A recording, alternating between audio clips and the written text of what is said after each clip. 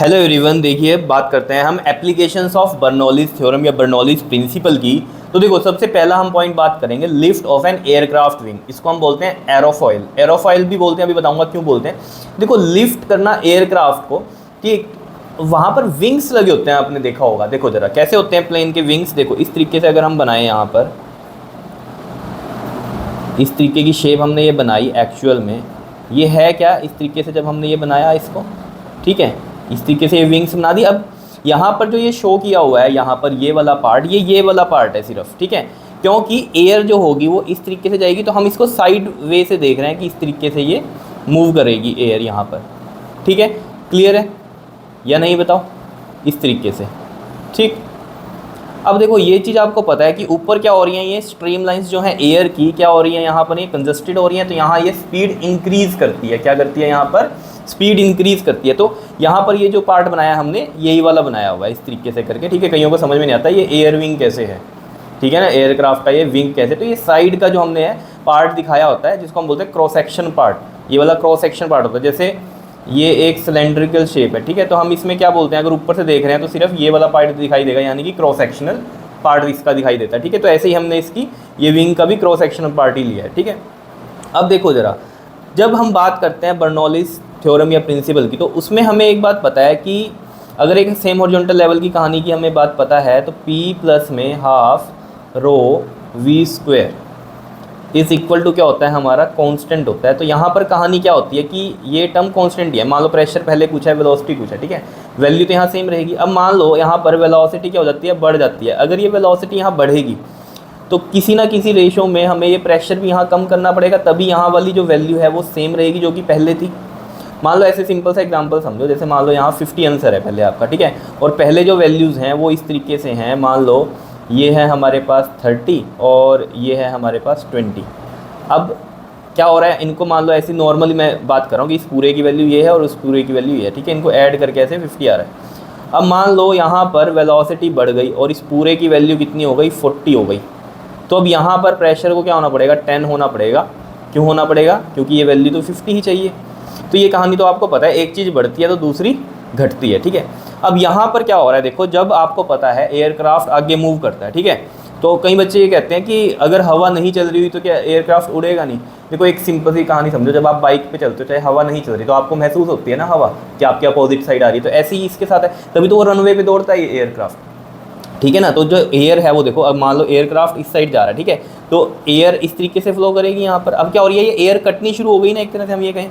तो जहाँ पर भी इस तरीके से हो जाए कि जहाँ पर कंजस्टेड हो जाए या क्या हो जाए, यहाँ डिस्टर्बेंस हो जाए, तो हम वहाँ क्या बोलते हैं, टर्बुलेंट फ्लो आ गया। यानी कि अब यहाँ पर स्पीड क्या हो गई, इंक्रीज़ हो गई, और ये इस तरीके से आ रही है, स्ट्रीम लाइन में नहीं रही ऊपर वाली साइड। तो यहाँ पर क्या हो गया, वेलोसिटी इंक्रीज़ कर गई, तो प्रेशर क्या होगा, यहाँ पर डिक्रीज़ होगा। क्लियर। और इसके कंपैरिजन में अगर यहाँ वेलोसिटी इंक्रीज़ कर गई, तो इसके कंपैरिजन में यहाँ वेलोसिटी क्या है, डिक्रीज़ है, और यहाँ का प्रेशर क्या हो जाएगा, फिर ज़्यादा हो जाएगा नीचे वाला, अगर हम देखें तो। क्लियर है। तो अब देखो यहाँ पर होगा क्या, यहाँ प्रेशर बढ़ गया और यहाँ प्रेशर घट गया। मान लो ये P1 प्रेशर है, ये V1 वेलोसिटी है, ये V2 है वेलोसिटी और ये P2 है। क्लियर। तो यहाँ पर होगा क्या, ऑब्वियस बात है, ये उड़ेगा तो ऊपर की साइड ही, ठीक है, तो विंग्स जो हैं ऊपर की तरफ जाएंगे इसके, यानी कि पूरा एयरक्राफ्ट ऊपर की तरफ जाएगा। तो यानी कि इसे अपलिफ्ट ऊपर की तरफ मिल रही है, ठीक है, जिसको हम बोलते हैं डायनामिक लिफ्ट, इसको ऊपर की तरफ हो रही है, ठीक है, अपवर्ड लिफ्ट मिल रही है, ठीक है। तो वो कैसे हो रही होगी, ऑब्वियस बात है, ये P1 ज़्यादा है और P2 कम, तो इसमें फोर्स लग रही होगी, एक फोर्स यानी कि ऊपर की तरफ लग रही है, इसको मैंने मान लिया F1, और यहाँ से एक फोर्स लग रही होगी इसको नीचे की तरफ, जो कि है F2। लेकिन इसका प्रेशर कम है और यहाँ का प्रेशर ज़्यादा है, तो ऑब्वियस सी बात है ये वाली फोर्स भी क्या होगी, इसकी ज़्यादा होगी जिसका प्रेशर ज़्यादा है, या नहीं होगी बताओ। देखो ना, प्रेशर क्या होता है हमारे पास, फोर्स अपॉन में एरिया। तो फोर्स क्या होता है हमारे पास, प्रेशर इनटू में एरिया, ये तो पता है आपको, ठीक है। अब यहाँ पर जो नेट फोर्स आएगी वो हमारे पास हमें पता क्या होगी, F1 माइनस में F2 होगी, ठीक है ना, नेट फोर्स। तभी तो ये वाली ज़्यादा है और ये वाली कम है, तभी तो ये ऊपर उड़ेगा, ठीक है। अब यहाँ पर फॉर्मूला लगा दो, F1 का क्या होगा P1A और इसका क्या हो जाएगा P2A। ए सेम क्यों ले रहे हैं, क्योंकि सेम ही चीज़ है, यहाँ पर एरिया तो यही रहेगा इसका, ठीक है। तो ये चीज़ क्लियर हो रही है, ठीक। तो यहाँ पर ये चीज़ में अगर हम देखें तो P1 माइनस P2 हो जाएगा और एरिया यहाँ इसका कॉमन निकल गया, तो ये ऐसे लिख दिया, ठीक है। तो ये हमारे पास क्या है, F लिफ्ट या फोर्स जो है वो लिफ्टेड, जो ऊपर जिस फोर्स की वजह से ये ऊपर उड़ा है। ठीक है। अब देखो प्लेन के उड़ने के उसमें अब इंजन भी तो लगा होता है, उसका भी तो कुछ काम होगा, ये थोड़ी कि इन्हीं का ही काम है। ये एक फैक्टर है यहाँ की जिसकी वजह से इसको अपलिफ्ट मिलती है। क्लियर है? तभी ये शेप जो है इस तरीके से बनाई होती है। अब जो ये एरोफॉइल था ना, ये एरोफॉइल, तो ये जो विंग्स है ना, इसकी जो शेप है ये एरोफॉइल बोलते हैं हम। ठीक है, तो जो ऑब्जेक्ट की शेप ऐसी हो, जैसे यहाँ लिखा हुआ है aerofoil is the name given to the solid object shape to provide an upward vertical force. तो एरोफॉइल किसका नाम है? शेप का, जो सॉलिड ऑब्जेक्ट की शेप का नाम है जो कि अपवर्ड वर्टिकल फोर्स लगाती है। ठीक है, clear? As it moves horizontally through air, अगर वो ऑब्जेक्ट हॉरिजॉन्टली मूव करेगा, देखो ना प्लेन ऐसे ही तो चलता है, ठीक है ना, हॉरिजॉन्टली मूव करता है। ठीक है, तो हॉरिजॉन्टली अगर मूव कर रहा है तो उस पर अपवर्ड लिफ्ट लगती है, वर्टिकल फोर्स लगती है। तो ऐसी शेप जो होती है उसे हम एरोफॉइल बोलते हैं। पहले तो ये चीज़ समझ में आ गई, शेप का नाम है एरोफॉइल। ठीक है ना, क्योंकि उस ऑब्जेक्ट की शेप है ऐसी कि अब उसे हॉरिजॉन्टली हम उसे दौड़ाएंगे तो क्या होगा, वो अपवर्ड लिफ्ट महसूस करेगा। तो वो शेप क्या होती है? एरोफॉइल होती है। ठीक है, तो ये जो अपवर्ड फोर्स होती है इसे ही हम क्या बोलते हैं? डायनेमिक लिफ्ट बोलते हैं। हमारे चैनल का भी नाम क्या है? डायनेमिक ही है। ठीक है ना, तो आपको पता ही है, आपके अपना जो चैनल है वो क्या है? डायनेमिक विद्यापीठ। तो यहाँ भी क्या है? डायनेमिक लिफ्ट और ये अपवर्ड हो रहा है। मेक्स एरोप्लेन फ्लाई, ठीक है, उसकी वजह से ही जो है एरोप्लेन फ्लाई करता है। अब ये जो कहानी मैंने आपको बताई थी यहाँ वेलोसिटी वाली, प्रेशर वाली, यही सब यहाँ लिख रखी है। क्या ये चीज़ समझ में आ गया होगा? अब डायग्राम की ये वाला जो पार्ट है ये हमने ये चीज़ बनाई हुई है। ठीक है, इस तरीके से ये विंग है, इसका सिर्फ ये पार्ट लिया यहाँ पर। तो ऐसे देखो ये एयर जा रही है इस तरीके से। ठीक है, तो यहाँ पर हाई स्पीड हो गई और यहाँ पर लो स्पीड हो गई। हाई स्पीड पता चल गई क्यों हो गई? जहाँ भी डिस्टर्बेंस आ जाती है तो फिर क्या हो जाता है, वो वहाँ पर स्पीड ज़्यादा हो जाती है, जिसे हम टर्बुलेंट फ्लो बोल देते हैं यहाँ पर, ये वाला। क्लियर? तो हाई स्पीड हो गई और प्रेशर कैसा हो गया यहाँ पर?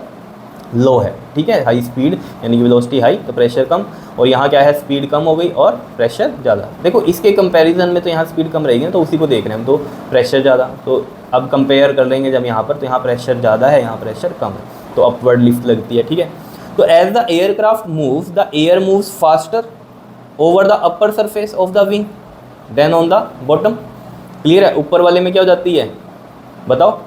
फास्टर हो जाती है। ठीक है, और एज कंपेयर टू नीचे वाली से। ठीक है, according to the Bernoulli principle हमें पता है air pressure above the upper surface क्या हो रहा है, अगर यहाँ डिक्रीज हो रहा है and that on the lower surface increases, तो ये तो आपको पता ही है बर्नौली प्रिंसिपल से, अगर ऊपर हवा ज़्यादा तेज चल रही है यानी कि वेलोसिटी ज़्यादा है तो एयर प्रेशर क्या होगा वहाँ पर? डिक्रीज़ करेगा ऊपर का, और लोअर पे क्या हो जाएगा? इंक्रीज़ करेगा, क्योंकि यहाँ लो स्पीड है। ठीक है, तो ये बर्नौली से हमें पता ही है कहानी। ठीक है, तो difference in the pressure provides an upward lift, ये मैंने आपको अभी बताया। डिफरेंस इन प्रेशर ये क्या करता है? अपवर्ड लिफ्ट प्रोवाइड करता है, जिसको हम बोलते हैं क्या? Dynamic lift to the aircraft. समझ में आ गया होगा? अब बात कर लेते हैं हम यहाँ पर एटोमाइज़र या फिर स्प्रेयर की। ठीक है, देखो स्प्रेयर आपने देखे होंगे, स्प्रे वाले देखे होंगे। ठीक है, तो यहाँ पर देखो जरा, एक जैसे पुराना सा ये सिस्टम बनाया हुआ है। देखो ये एक कंटेनर है, ठीक है, इसमें लिक्विड है, ये एक ट्यूब है और एक ट्यूब ये है, इसके साथ ये बैलून है। आपने देखा होगा यहाँ से इसको प्रेस करते हैं तो यहाँ से स्प्रे निकलता है। तो ऐसा क्यों होता है? देखो इसको प्रेस किया, यहाँ से एयर जाएगी, ठीक है, फ्लो हो जाएगा एयर का, तो हाई स्पीड हो गई। हाई स्पीड यानी कि वेलोसिटी यहाँ इंक्रीज और प्रेशर यहाँ डिक्रीज। तो ये जो प्रेशर डिक्रीज हो जाता है as compare to this pressure, ठीक है ना, जो कि हमारा ये मान लो P2 प्रेशर लिया है, तो ये डिक्रीज हो गया एज कंपेयर टू P1 जो कंटेनर के अंदर, ये तो एटमॉस्फेरिक प्रेशर होगा यहाँ पर। तो ऑब्वियस सी बात है, अगर यहाँ प्रेशर कम है और यहाँ पर क्या हो गया है? प्रेशर ज़्यादा, इसके कंपैरिजन में अगर हम देख रहे हैं तो ऑब्वियस सी बात है हाई से लो की तरफ जाएगा ये। अब ये लिक्विड यहाँ मूव करेगा और क्या होता है? इस एयर के साथ ये बाहर स्प्रे हो जाता है। तो ये इंस्टेंट होता है कहानी, ये नहीं कि पहले एयर जाएगी फिर ये जाएगा। जैसे ही ये गई, ठीक है, यहाँ से ये गया, एकदम से क्या हुआ? ये भी ऊपर गया और साथ में एयर के बाहर स्प्रे हो गया। समझ रहे हो? कहानी वही है, बर्नौलीज वाली ही है। ठीक है, तो यही चीज़ लिख रखी है, पढ़ लो इसको। The atomizer which is used to spray the liquid is based on the Bernoulli's principle. क्या होता है? When the rubber balloon is pressed the air rushes out, मतलब फ्लो आउट होती है यहाँ से of the horizontal tube B horizontal tube है ये। So the velocity of air increases, यहाँ इंक्रीज कर गई तो प्रेशर यहाँ क्या करेगा? डिक्रीज करेगा। ठीक है, which is less than the atmospheric pressure P1 in the container, जो कि ये वाला लेस है एटमॉस्फेरिक प्रेशर जो कि कंटेनर में उससे। ठीक है, तो एज अ रिजल्ट लिक्विड क्या होगा? राइज अप करेगा, because high to low pressure जाएगा। पता है ना कोई भी चीज़ कैसे मूव करती है? हाई टू लो। ठीक है, तो लिक्विड राइज अप करेगा वर्टिकल ट्यूब ए में, इस तरीके से ऊपर जाएगा और एयर के साथ बाहर फ्लो होगा यानी कि स्प्रे होगा। When it collides with the high speed air in the tube be it break up into a fine spray. ठीक है। तो ये आपने देखा भी होगा, आपके परफ्यूम वगैरह ऐसे होते हैं कहीं, ठीक है, या स्प्रे भी आपने देखा होगा। वो अलग बात है कि ऐसे बैलून टाइप ये चीज़ नहीं लगी होती उसमें, ऐसे बटन सा होता है प्रेस करने का, उसको प्रेस करते हो तो बाहर स्प्रे सा निकलता है। तो वही कहानी यहाँ पर होती है, ठीक है। क्लियर है इतनी बात, ये चीज़ समझ में आ रही होगी आपके। तो ये चीज़ हो गई क्लियर। मैं वो वाले परफ्यूम की बात कर रहा हूँ जो एक बार ऐसे प्रेस करते हो तो निकलता है, ऐसे नहीं कि दबा के रखा निकलता ही रह रहा है, वो वाली कहानी नहीं हम बात कर रहे हैं यहाँ पर। ज़रा सा प्रेस किया निकल गया, ठीक है, एक बार प्रेस किया तो निकल गया, थोड़ा सा फिर बंद हो गया, वो वाली कहानी है, ठीक है। बताओ समझ में आई ये कहानी, ठीक है। तो ये था एटमाइज़र, स्प्रेयर और एरोफॉइल के लिए। नेक्स्ट पेज पे हम करते हैं इसकी नेक्स्ट एप्लीकेशन। देखिए थर्ड क्या है इसकी, curved path of a spinning ball की बात करते हैं, ठीक है। देखो स्पिनिंग बॉल कर्व्ड पाथ लेती है, उसे ही हम क्या बोलते हैं, मैग्नेस इफेक्ट बोलते हैं। मतलब क्या है इसका, देखो कि जैसे ये एक बॉल है, ठीक है, इसको आपने थ्रो किया, ठीक है, अब ये थ्रो किया आपने इस तरीके से इधर से, ठीक है। अब ये इसका एक्चुअल पाथ जो है वो ये है, ठीक है, एक्चुअल पाथ यहाँ पर ग्राउंड पे इसका ये है, जैसे आपने बॉलिंग देखी होगी करते हुए, ठीक है। लेकिन ये जो है बॉल यहाँ पर स्ट्राइक होने की बजाय या तो पहले स्ट्राइक कर जाती है या फिर बाद में स्ट्राइक करती है, यही जो इसका कर्व्ड पाथ है, ठीक है ना, या तो पहले हो जाता है या बाद में चेंज हो जाता है, यानी कि तो इसको क्या बोलते हैं हम, मैग्नेस इफेक्ट बोलते हैं, ठीक है। ये क्यों होता है इसको समझते हैं। देखो जरा, बिल्कुल सिंपल सी कहानी है। देखो पहले तो बात समझो, स्पिनिंग का मतलब क्या होता है। स्पिनिंग का मतलब क्या है, जैसे कोई चीज़ है, जैसे मान लो आपके पास, जैसे मान लो ये बॉल है आपके पास, ठीक है। अब ये बॉल जो है अपने एक्सिस पे ही रोटेट करती हुई आगे जा रही है, मतलब एक्सिस पे ऐसे रोटेट कर रही है और आगे जा रही है, ठीक है। जैसे पहले सिंगल समझो इसकी कहानी कि ये अपने एक्सिस पे ऐसे रोटेट कर रही है, दैट इज स्पिनिंग, ठीक है। और स्पिनिंग करते हुए आगे मूव हो रही है इस तरीके से, समझ रहे हो, बॉल ऐसे घूमती हुई आगे जा रही है, तो ये घूम रही है ना जो अपने आप में भी पहले, तो ये क्या है, स्पिनिंग है, ठीक है। तो स्पिनिंग बॉल जो है वही कर्व्ड पाथ लेती है। अगर सिंगल हम इस तरीके से बोल लें, बॉल को ऐसे फेंक के थ्रो करें नॉर्मली, तो वो तो अलग कहानी है, वो तो आप नॉर्मली जाएगी आपका, ठीक है। लेकिन जब आप इसको ऐसे रोटेट करते हुए बॉल को डालते हो, जैसे कि बॉलिंग करते हैं, तो ये जो है ना फिर क्या करती है, पाथ बदलती है अपना, ठीक है। वही चीज़ बैट्समैन को कंफ्यूज करती है कि कहाँ टप्पा खाने वाली है।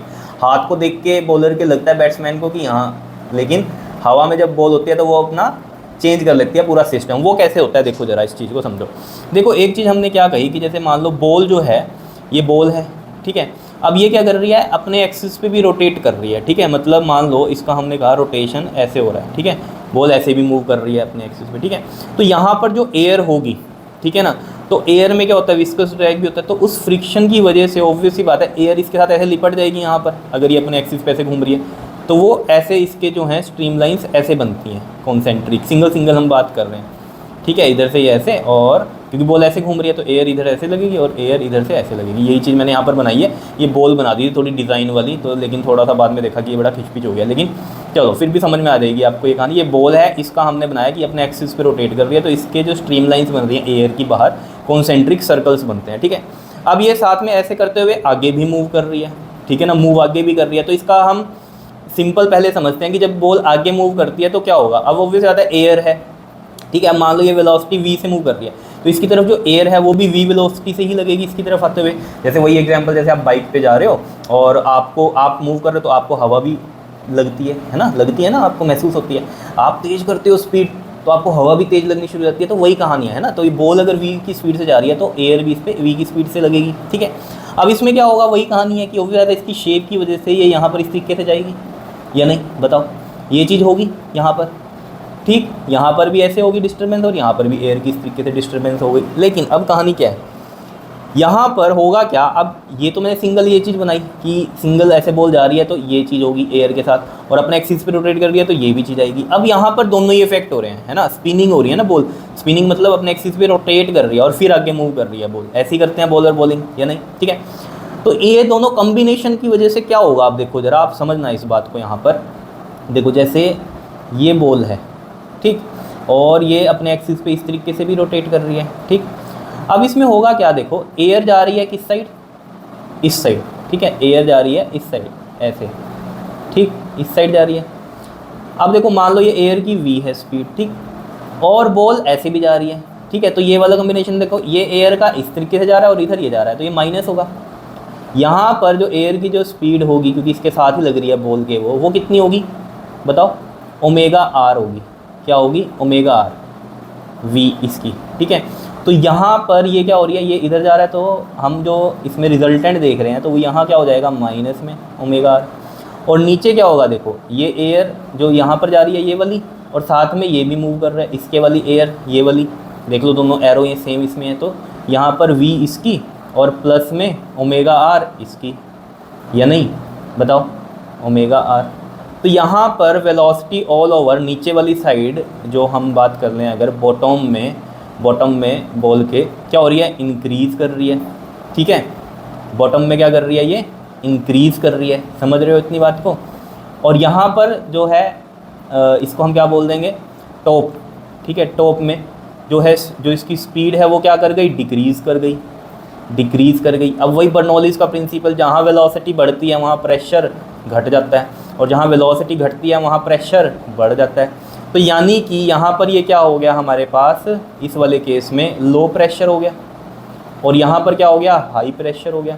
तो ऊपर वाली साइड प्रेशर हाई है और नीचे वाली साइड लो है, तो ऑब्वियस सी बात है इसको कैसा पाथ मिलेगा, कर्व्ड पाथ मिल जाएगा। अगर मान लो इसका पाथ ऐसे था, अगर इसका पाथ यहाँ पर था जाने का, अब ऊपर प्रेशर ज़्यादा हो गया क्योंकि यहाँ स्पिन कर रही है, उसकी वजह से जो मैकेनिज्म चेंज हुआ, यहाँ वेलोसिटी कम हो गई, प्रेशर ज़्यादा हो गया, तो नीचे का प्रेशर कम हो गया। तो प्रेशर हाई से लो पे ये क्या होगा, इसकी वजह से ये यहाँ पर क्या करेगी, यहाँ बाउंस करेगी। बोल पहले बात आ रही है समझ में या नहीं आ रही है बताओ। यही कहानी यहाँ पर दिखाई है, ठीक है। इन दोनों के कम्बिनेशन से ये दिखाया कि अब कर्व्ड पाथ ऐसे हो गया, ठीक है। मान लो ये वाला एक्चुअल पाथ इसका यहाँ था, लेकिन उसकी वजह से कर्व हो गया क्योंकि यहाँ पर ये स्पिन कर रही है, उसकी वजह से ये एयर का मैकेनिज्म चेंज हुआ क्योंकि यहाँ वेलोसिटी एक जगह ऊपर क्या हो गई, घट गई, उसकी वजह से यहाँ प्रेशर बढ़ गया, और नीचे की वेलोसिटी बढ़ गई, यहाँ प्रेशर क्या हो गया हमारा, कम हो गया। तो हाई से लो पे तो चीज़ जाएगी ना, तो ये क्या हो गई, कर्व्ड पाथ ले लिया इसने इस तरीके से, ठीक है। तो इस तरीके से आप समझ सकते हो कहानी को, क्लियर है। अब कईयों को ये नहीं समझ में आ रहा होगा ये ओमेगा आर कैसे आई सर। देखो यार इसकी एंगुलर वेलोसिटी है ना ये ओमेगा, तो आपने देखा होगा, जैसे यहाँ पर बनाऊँ मैं, यहाँ बनाऊँ देखो, जैसे एंगुलर वेलोसिटी है, ठीक है, एंगुलर वेलोसिटी है, तो यहाँ हम ये चीज़ मान लेते हैं कि मान लो इस पर्टिकुलर इंस्टेंट के लिए ये है एंगुलर डिस्प्लेसमेंट हो गई, ठीक है, ये इसकी रेडियस हो गई क्योंकि ऐसे ही घूम रही है, मान लो इस तरीके से हमने कहा इसमें, तो ऐसे मान लो ये, ठीक है, क्लियर। और ये है हमारे पास डिस्टेंस इतना कवर किया मान लो ये, ठीक है। तो यहाँ पर जो हमें पता है जो एंगुलर वेलोसिटी होती है, देखो नॉर्मल वेलोसिटी क्या होती है, डिस्प्लेसमेंट अपॉन में टाइम, तो एंगुलर वेलोसिटी ओमेगा से लिखते हैं, तो ये डिस्प्लेसमेंट एंगुलर होगी, एंगुलर डिस्प्लेसमेंट ये एंगल वाली, और अपॉन में टाइम। अब ये थीटा क्या होता है, देखो थीटा क्या होता है, length of an arc upon में रेडियस, या एंगुलर डिस्प्लेसमेंट क्या होती है हमारे पास, ठीक है। इसके लिए हमें पता है ये फॉर्मूला आपको पता होना चाहिए, length of an arc upon में रेडियस, एंगल का फॉर्मूला होता है, तो वो चीज़ आ गई। तो यहाँ पर मैं इसको ओमेगा में ये थीटा की जगह s/r रखूँगा और ये t हो गया। अब देखो ज़रा s/t यानी कि क्या है, डिस्प्लेसमेंट अपॉन में टाइम इज़ लीनियर वेलोसिटी, तो ये v और ये r हो गया, क्लियर। तो यहाँ से v का जो फॉर्मूला आएगा वो क्या इतना आएगा ओमेगा r, यानी कि ये v कौन सा है, ये अब देखो ना, ये तो चीज़ ऐसे मूव कर रही है, लेकिन इसके पास जो होगी उसकी वेलोसिटी क्या होगी, इसकी वेलोसिटी यहाँ पर ये क्या होगी, लीनियर वाली ओमेगा आर। देखो जैसे यहाँ पर हमने कहा ये ओमेगा आर से ऐसे घूम रहा है, लेकिन इसके पास ये वाली वेलोसिटी क्या होगी, ये वाली एयर की जो यहाँ पर ये चल रही है, ठीक है, ये कितनी होगी हमारी बताओ, v इक्वल टू में ओमेगा आर, इस तरीके से आती है। ये चीज़ समझ में आ गई होगी आपके, ठीक है। तो यही सब कहानी यहाँ पर लिख रखी है, अगर आपके समझ में आ गई है तो बहुत अच्छी बात है, नहीं तो दोबारा सुन लेना, ये पूरी कहानी बहुत ही ईजी है, कुछ भी मुश्किल नहीं है, सिंपल कहानी है। क्या है, ऊपर यहाँ एयर इधर जा रही है, इधर भी एयर जा रही है इधर, ठीक है, लेकिन ये स्पिन भी हो रही है, घूम भी रही है अपने उस पर एक्सिस पे, तो उसकी वजह से क्या हो गया, यहाँ पर ऊपर वाली स्पीड कम हो गई मतलब ओवरऑल, और नीचे वाली स्पीड बढ़ गई, तो नीचे बढ़ गई तो प्रेशर कम हो गया, और ऊपर स्पीड कम हो गई थी तो प्रेशर वहाँ बढ़ गया, ऊपर प्रेशर बढ़ गया नीचे प्रेशर कम हो गया, तो क्या होगा, हाई टू लो, ठीक है। तो ये मूव करेगी ना बोल, तो कर्व्ड पाथ ले लिया इसने, ये है कहानी। अब कहोगे कर्व तो लिखता ही है, अब ये मैंने आपको बताया ना एक्चुअल पाथ ये है मान लो, और इसने क्या ले लिया, पहले कर्व ले लिया। अब आप कहोगे सर ये बाद वाली भी क्या है कहानी, बाद में कैसे जाएगी, अब वो कब कहानी होगी, अगर ये स्पिन उल्टी कर दो आप, ये तो ऐसे हो रही है क्लॉकवाइज हो रही है, अगर एंटी क्लॉकवाइज कर दोगे, देखो अगर एंटी क्लॉकवाइज करोगे तो देखो क्या होगा, इसमें ही समझ लो, देखो अगर एंटी क्लॉकवाइज करोगे तो क्या होगा, एंटी क्लॉकवाइज में ये चीज़ होगी, ठीक है। अब ऑब्वियस बात है, यहाँ ये एयर की मान लो मैंने ऐसे बना दी, ठीक है, इधर एयर की बना दी, ठीक है, ये v है, ये भी v है। अब देखो यहाँ पर ये बॉल भी ऐसे घूम रही है, ठीक है, तो इसकी वजह से जो एयर की जो स्पीड होगी वो यहाँ ऊपर तो ऐसी इसी डायरेक्शन में होगी, that is plus omega R हो जाएगी यहाँ पर ये, ठीक है। और यहाँ पर क्या हो जाएगी, देखो ये ऐसे जा रही है, अब ये ऐसे जाएगी, इसके वाली बॉल वाली जो यहाँ पर थी कहानी, ये उल्टा हो जाएगा ना, देखो ना, ये इस तरीके से बन जाएगी। अगर ये ऐसे है तो कोसेंट्रिक सर्कल ऐसे बनेंगे, ऊपर ऐसे और इधर ऐसे, तो ये एरो इधर बन रहा है, तो ये एरो इधर बनेगा, तो इस मेन वाली में से ये माइनस होगी। अब कहानी क्या होगी, देखो यहाँ वेलोसिटी क्या हो गई, कम हो गई, तो यहाँ प्रेशर क्या बन जाएगा, ज़्यादा। यहाँ वेलोसिटी ज़्यादा हो गई तो प्रेशर क्या हो जाएगा, यहाँ पर बताओ, कम हो जाएगा। तो अब बॉल क्या करेगी, मान लो उसका एक्चुअल पाथ यहाँ था आने का, ठीक है, अब इसको क्या मिलेगा, अपवर्ड मिलेगी थोड़ी सी, या नहीं, तो ये थोड़ा आगे जाके यहाँ लैंड करेगी, लैंड तो करेगी, अब ग्रेविटी है तो, ठीक है ना, लेकिन इसको थोड़ा अपवर्ड मिल गया, इसकी वजह से, क्योंकि ऊपर प्रेशर कम हो गया, नीचे प्रेशर ज़्यादा हो गया, तो इसे अपलिफ्ट मिला थोड़ा सा। क्लियर है इतनी बात या नहीं, बताओ, समझ में आई कि आगे पीछे कैसे क्या कहानी होती है। तो स्पिनिंग की कहानी है, ठीक है। तो पहले बाउंस करेगी कब, जब टॉप की जो वेलोसिटी है वो कम हो, जब टॉप की वेलोसिटी कम हो, क्लियर, और बॉटम की क्या हो, ज़्यादा हो। और बाद में कब खाएगी, जब टॉप की क्या हो, ज़्यादा हो वेलोसिटी, ठीक है, और बॉटम की क्या हो, कम हो, ठीक है। तो ये बाद में खाएगी, क्यों, क्योंकि यहाँ पर प्रेशर क्या हो जाएगा, नीचे का ज़्यादा हो जाएगा और ऊपर का कम रहेगा, तो इसको थोड़ा अपलिफ्ट मिलेगा, तो ये बाद में आएगी। और अगर बॉटम का अगर हम देखें कि ज़्यादा है तो प्रेशर नीचे का कम हो जाएगा और ऊपर का प्रेशर ज़्यादा हो जाएगा, तो उसकी वजह से ये बॉल पहले आएगी। ये चीज़ समझ में आ रही होगी आपके, ठीक है। तो यही सब देखो बातें लिखी हुई हैं, ठीक है, अब तो समझ में आ गई होगी आपके कहानी।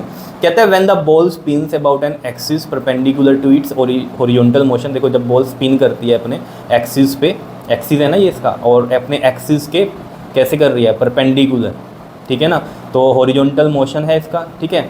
When the ball spins about an axis perpendicular to its horizontal motion, obvious ही बात है, इसके परपेंडिकुलर, मतलब ये इसका एक्सिस है, अगर ये वाला इसका ये वाला एक्सिस है, मान लो ये, ठीक है, ये एक्सिस हो गया इसका बॉल का, तो इसके ये परपेंडिकुलर ऐसे स्पिन कर रही है और हॉरिजॉन्टल मोशन में जा रही है। It carries itself an air, ठीक है, क्या करती है, an air of the layer due to the viscous drag, अपने साथ एक एयर लेके चलती है, ठीक है। And the streamlines around it are in the form of concentric circles की फॉर्म में ये आ जाती है। क्लियर है, बताओ कोई दिक्कत इसमें, क्लियर। उसके बाद ये वाली कहानी के बारे में बात करते हैं हम, क्या, when the ball move with V velocity से, ठीक है, the air ahead of the ball rushes backward, backward rush करती है, फ्लो करती है विद वेलोसिटी वी से ही, and the layer above the ball moves in a direction opposite to that of the spinning ball. तो जो above है, ऊपर वाली है जो मैंने आपको बताई यहाँ पर, ठीक है, ऊपर क्या हो रही है, अपोजिट, जो स्पिन है इधर हो रही है और इसके ये अपोजिट हो रही है, ये वाला जो केस लिया है हमने। The layer above the ball moves in a direction opposite to that of the spinning ball, so the resultant velocity यहाँ क्या करती है, ये डिक्रीज़ करती है, मैंने बताया आपको, एंड द प्रेशर इंक्रीज़ करता है, ठीक है, clear. In accordance with the Bernoulli's principle के अकॉर्डिंग ये हमें पता है, वेलोसिटी अगर हमारी डिक्रीज़ कर रही है तो प्रेशर इंक्रीज़ करता है। और जो बिलो लेयर है उसमें क्या होता है, ball moves in the direction of the spin, ठीक है ना, तो बॉल ऐसे जा रही है, ठीक, मतलब क्या कह रहा है, the layer below the ball moves in the direction off spin, जो लेयर नीचे की है तो वो किस तरीके से कर रही है, लेयर की डायरेक्शन में ही है। देखो जो स्पिन की डायरेक्शन है वही यहाँ पर नीचे लेयर की डायरेक्शन है, तो यहाँ वेलोसिटी इंक्रीज़ करती है एंड प्रेशर डिक्रीज़ करता है, and due to the difference of the pressure the ball curves downward. Obvious सी बात है, प्रेशर ऊपर ज़्यादा नीचे कम, तो ये पहले कर्व हो जाती है, क्लियर। अब इसके बारे में मैग्नेस इफेक्ट के बारे में ही इसने लिख दिया है कि डेफिनेशन लिख दी, क्या, the difference in the pressure due to which a spinning ball, spinning मतलब अपने एक्सिस पे जो रोटेट कर रही है और फिर आगे जा रही है, the difference in the pressure due to which a spinning ball take a curved path, take a curved path is called a Magnus effect. Clear है इतनी बात या नहीं, बताओ, ठीक है, कर्व्ड पाथ लेते हैं उसे हम मैग्नेस इफेक्ट बोलते हैं, ठीक है। अब मेन बात करते हैं हम यहाँ पर, देखो फोर्थ जो है हमारी एप्लीकेशन क्या है, वो blowing off the roof during the windstorm. आपने देखा होगा जैसे डिस्कवरी वगैरह पे, जैसे देखा होगा वहाँ पर यूएसए वगैरह के बारे में दिखाते हैं कि क्या हो रहा है, तूफान चल रहा है पूरा, ठीक है, तो छतें ही उड़ जाती हैं ऊपर की। वो क्यों होता है ऐसा, देखो खुद सोचो, अंदर एक प्रेशर मेंटेन है जिसे हम एटमॉस्फेरिक प्रेशर बोल सकते हैं, ठीक है। अब यहाँ पर क्या हो रहा है, एयर चल रही है और बहुत तेज़ी से चल रही है, ठीक है, ये ऐसे बना लो या ये ऐसे घूम के ऐसे जा रही है, एयर जैसे मर्जी बना लो, ठीक है। हो क्या रहा है, यहाँ वेलोसिटी बढ़ रही है एयर की, ठीक है, वेलोसिटी अगर बढ़ रही है तो यहाँ प्रेशर क्या होगा, बताओ, डिक्रीज़ होगा। अब ये प्रेशर जो है डिक्रीज़ हो गया एज़ कम्पेयर टू दिस अंदर एटमॉस्फेरिक प्रेशर के, ठीक है ना, क्योंकि अंदर का जो एटमॉस्फेरिक प्रेशर है उससे ये बाहर वाला प्रेशर क्या हो गया, लो हो गया। अब क्या होगा, हाई से लो, ये क्या होगा, उड़ जाएगी यहाँ से, ठीक है ना, प्रेशर यहाँ ज़्यादा हो गया तो ये इस चीज़ को उड़ा देगा। अब ये जब उड़ जाएगी तो हवा तो चली रही है बाहर, उसके साथ ये ब्लोन ऑफ हो जाएगा। ब्लोन मतलब उड़ना, क्लियर है, रूफ मतलब छत का।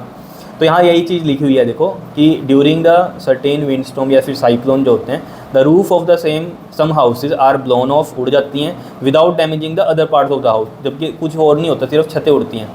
क्यों होता है? The high wind blowing over the roof creates a low pressure, ठीक है, in accordance with the Bernoulli principle. Obviously बात है, स्पीड ज़्यादा है, हाई स्पीड है विंड की, ठीक है, और लो प्रेशर वहाँ क्रिएट हो जाता है। एंड द प्रेशर P1, ये P1 मान लिया था हमने, और ये ऊपर का जो प्रेशर है ये वाला P2 मान लिया था हमने, ठीक है। तो यहाँ पर क्या होता है हमारा, जब प्रेशर जो P1 है below the roof is equal to atmospheric pressure, roof के नीचे जो है P1 हमारा प्रेशर वो एटमॉस्फेरिक प्रेशर के इक्वल है, जो कि लार्जर है बाहर वाले प्रेशर से P2 से। तो अंदर का प्रेशर ज़्यादा हो गया, बाहर का कम हो गया, तो difference in the pressure that is P1 minus P2 causes an upward thrust लगेगी इसको, जैसे अपवर्ड लिफ्ट होती थी। And the roof is lifted up and blown of with the wind, ठीक है, लिफ्टेड अप हो जाता है, उड़ जाता है यहाँ से, और मतलब लिफ्ट अप ऊपर उड़ जाता है, और ब्लोन ऑफ मतलब उड़ जाता है विंड के साथ। क्या इतनी बात समझ में आई? ठीक है। अब इसमें ना कुछ और जैसे एप्लीकेशन हम नॉर्मली अगर बात करें तो आपको पता होगा, जैसे हार्ट की बात करें, जैसे हार्ट अटैक आता है, वो क्यों आता है? देखो, जैसे मान लो ये हार्ट है, ठीक है, और मान लो मैं ऐसे सिंपल सा एग्जांपल दे रहा हूँ, ये जो है जिसके थ्रू हमारा ब्लड जा रहा है यहाँ, ठीक है। अब इसमें क्या होगा, ये चीज़ मैं थोड़ा बड़ा करके बनाऊँ ये वाली, ठीक है। अब देखो होगा क्या, कोलेस्ट्रॉल जमता रहता है, ठीक है। तो जैसे मान लो यहाँ कोलेस्ट्रॉल ऐसे जम गया, ये इतना, ठीक, कोलेस्ट्रॉल जम गया ये, ठीक। अब जो ब्लड फ्लो है, ऑब्वियसली बात है, यहाँ एरिया कम हो गया, तो एरिया कम है तो इक्वेशन ऑफ कॉन्टिन्यूटी की वजह से एरिया कम हो गया, तो यहाँ वेलोसिटी क्या हो जाएगी, बढ़ जाएगी। क्लियर? यहाँ पर मतलब ये अंदर यहाँ वेलोसिटी क्या हो गई, बढ़ गई, क्योंकि यहाँ एरिया कम हो गया, यहाँ पर एरिया ज़्यादा है, यहाँ एरिया कम हो गया, तो वेलोसिटी बढ़ेगी। इक्वेशन ऑफ कॉन्टिन्यूटी से हमें पता है वेलोसिटी यहाँ बढ़ गई। अब यहाँ वेलोसिटी अगर बढ़ गई, ठीक है, तो यहाँ बर्नौलीज प्रिंसिपल से अगर देखो वेलोसिटी बढ़ गई तो प्रेशर क्या होगा, डिक्रीज़ होगा। अब यहाँ हो गया प्रेशर डिक्रीज़, और बाहर जो प्रेशर है, ठीक है, वो उस प्रेशर की वजह से ये क्या हो जाएगी, कोलैप्स हो जाएगी, ऐसे बंद हो जाएगी ये नली, क्योंकि यहाँ प्रेशर कम हो गया, बाहर का प्रेशर ज़्यादा हो गया, तो ये क्या हो जाएगी, ऐसे बंद हो जाएगी, चिपक जाएगी। तो ये ऐसे बनेगी, देखो जैसे ये हो गया, ठीक है, तो ये इस तरीके से ये नली ऐसे बंद हो जाएगी, तो यहाँ से ब्लड जाएगा ही नहीं। अब तो ऑब्वियसली बात है, ये क्या होगा, हार्ट अटैक का कारण बनेगा। समझ गए ना, बाहर का प्रेशर क्या हो गया, ज़्यादा हो गया, अंदर का प्रेशर यहाँ कम हो गया था, बिकॉज यहाँ वेलोसिटी बढ़ गई थी। तो बर्नौली प्रिंसिपल से हमें पता है वेलोसिटी बढ़ गई तो प्रेशर कम होगा, ये प्रेशर कम हो गया और बाहर का प्रेशर ज़्यादा हो गया, तो उसने क्या किया, इसको कोलैप्स कर दिया। और ये कोलेस्ट्रॉल जो होता है ना, इतना चिपचिपा होता है, एक बार चिपक गया तो फिर निकलता नहीं है, समझ, छोड़ता नहीं है इसको। तो ये क्या होगा, हार्ट अटैक के कारण हो गया। तो इसलिए खाने पीने की चीज़ों पे ध्यान देना चाहिए। मैं खुद ही नहीं देता हूँ, ठीक है, तो मुझे ही ध्यान देना चाहिए पहले, तो तब मैं आपको बोलूँ, ठीक है ना। तो ये कोलेस्ट्रॉल आपका होना नहीं चाहिए, समझ रहे हो इतनी बार? तो ये चीज़ समझ में आई क्या है कहानी, ठीक है ना, हार्ट अटैक वाली। ऐसे ही जैसे मैंने आपको पहले ही बताया, ट्रेन है, ठीक है, मान लो आप स्टेशन पे खड़े हो यहाँ पर कहीं, ठीक, और यहाँ से जो है ट्रेन मूव कर रही है, ठीक, रुक नहीं रही है, यहाँ से जस्ट मूव करी, और आप नहीं, मान लो कोई और है बंदा, ठीक है, वो यहाँ पर खड़ा है इसके पास में, तो होगा क्या, देखो यहाँ पर एयर की वेलोसिटी क्या हो जाएगी, बढ़ जाएगी। जब ये यहाँ से निकलेगी तो ऑब्वियसली बात है यहाँ वेलोसिटी बढ़ जाएगी एयर की, जब इतनी हाई स्पीड से जाएगी, ठीक है। तो वेलोसिटी बढ़ गई तो यहाँ प्रेशर क्या हो जाएगा, कम हो जाएगा यहाँ का, और यहाँ जहाँ आप खड़े हो यहाँ प्रेशर इसके कंपैरिजन में ज़्यादा है, ठीक है ना। पहले तो नॉर्मल इक्वल है प्रेशर जब तक ट्रेन नहीं आई थी, ठीक है, लेकिन जैसे ही जब ट्रेन आई तो यहाँ का प्रेशर डिक्रीज़ कर गया। तो आपके मान लो पहले देखो ऐसा समझो, जैसे मान लो ये 20 का प्रेशर है, यहाँ भी 20 का है, ठीक है। अब क्या हुआ, ट्रेन आ गई तो यहाँ प्रेशर कम हो गया, क्योंकि यहाँ वेलोसिटी बढ़ गई तो यहाँ 10 रह गया, तो ये हाई नहीं हो गया अपने आप में। तो अब ये हाई हो गया तो हाई से लो की तरफ आप मतलब जो भी यहाँ खड़ा है वो इस ट्रेन की तरफ नहीं जाएगा। तो वो कहते हैं ना, किसने धक्का दे दिया ट्रेन की तरफ, धक्का नहीं देता कोई, अगर इतनी पास खड़े हो तो ऑटोमेटिकली ट्रेन खींच लेती है। तो ये क्या है, बर्नौली है। क्लियर हो रही होगी बातें या नहीं बताओ, ठीक है, समझ में आ रही होंगी चीज़ें, ठीक है। तो ये सब चीज़ें आपको जो है अच्छे से पता होनी चाहिए, क्या है कहानी, ठीक है। तो यहाँ पर मैंने आपको ये सारा एक्सप्लेन कर दिया, जिसमें हमने मैग्नेस इफेक्ट की भी बात कर ली, ठीक है, रूफ़ से छतें क्यों उड़ जाती, मतलब रूफ़ क्यों उड़ जाती है, ठीक है, विंड्स में जब तूफ़ान वगैरह आते हैं, और एयरक्राफ्ट का भी बता दिया, ठीक है, किस तरीके से उड़ता है, ठीक है, तभी वो रनवे पे चलता है, ताकि वहाँ पर क्या बने, अपलिफ्ट बने थोड़ा। और हमने बात करी थी स्प्रे की, ठीक है ना, स्प्रे की भी कहानी आपको समझ में आ गई। अब जैसे हेलीकॉप्टर है, हेलीकॉप्टर वहीं से उड़ जाता है, तो वो क्या है, ऊपर उसकी विंग्स लगी होती हैं, वो घूमती रहती हैं, तो वहाँ पर वो क्रिएट करती हैं, वो क्या करती हैं, वहाँ ऊपर वेलोसिटी बढ़ा देती हैं, ऊपर की वेलोसिटी बढ़ जाती है ऊपर, जब हेलीकॉप्टर की ऊपर जो पंखड़ियाँ होती हैं वो घूमती हैं तो वेलोसिटी बढ़ा देगी, और प्रेशर वहाँ क्या हो जाता है, कम हो जाता है। तो अब नीचे का प्रेशर क्या हो गया हेलीकॉप्टर के, ज़्यादा हो गया, तो वो उसको अपलिफ्ट कर देती है। क्लियर है? तो वहाँ कहानी ये है, इसलिए वो पंखी वहाँ पर घूमती है। अब प्लेन्स में आपने देखा होगा ऐसे पंखा ऊपर घूमने वाला नहीं था, इसलिए वहाँ पर वो एयर जो है, एयर का जो फिनोमिना है, यानी कि जो प्रेशर डिफरेंस क्रिएट करते हैं, वो कैसे करते हैं, जब उसे रनवे पे दौड़ाते हैं प्लेन को, ठीक है। और जो हेलीकॉप्टर है वो अपनी एक ही जगह से उड़ जाता है, क्योंकि उसकी वो ऊपर पंखड़ियाँ जब घूमती हैं तो वहाँ पर क्या होता है, वेलोसिटी बढ़ा देती हैं एयर की, प्रेशर वहाँ कम हो जाता है, तो नीचे का प्रेशर ज़्यादा, तो उसकी वजह से वो उड़ जाती हैं। ठीक है, तो इस तरीके की बातें हैं जो हैं आपको पता होनी चाहिए, मेन आपको समझ में आना चाहिए। अब लिख तो ये आप अपनी लैंग्वेज में लोगे, मैंने फिर भी यहाँ लिख दिया आपको कि कईयों को होता है कि नोट्स हमें मिलते रहें। ठीक है, कर लोगे इसको। Okay ji, thank you.